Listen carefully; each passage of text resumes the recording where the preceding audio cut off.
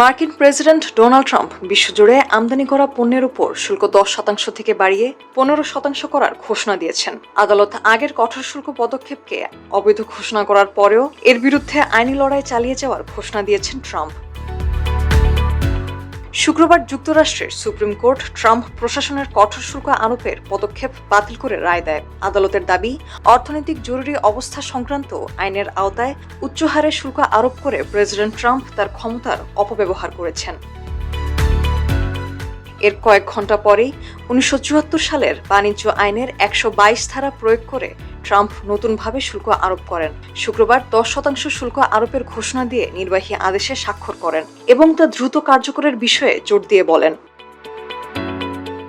শনিবার তা বাড়িয়ে আইন অনুযায়ী সর্বোচ্চ 15% শুল্ক আরোপের ঘোষণা দেন ট্রাম্প, যা 150 দিন পর্যন্ত কার্যকর রাখতে পারবেন। এরপরে মেয়াদ বাড়াতে মার্কিন কংগ্রেসের অনুমতি নিতে হবে।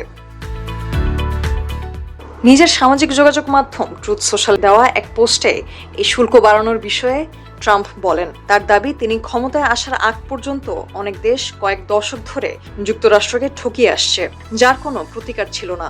এখন সে আইনিভাবে পরীক্ষিত সর্বোচ্চ হার কার্যকর হবে। এদিকে সুপ্রিম কোর্টের শুক্রবারের রায়ের পর ট্রাম্পের মধ্যে বিশ্বব্যাপী চলমান বাণিজ্য যুদ্ধ থেকে সরে আসার কোনো লক্ষণ দেখা যাচ্ছে না। এর বিপরীতে তিনি এই রায়কে বলেছেন ভয়ানক। সঙ্গে যেসব বিচারক তার বাণিজ্য নীতিকে প্রত্যাখ্যান করেছেন তাদেরকে বোকা অভিহিত করে ব্যক্তিগত আক্রমণ করেছেন।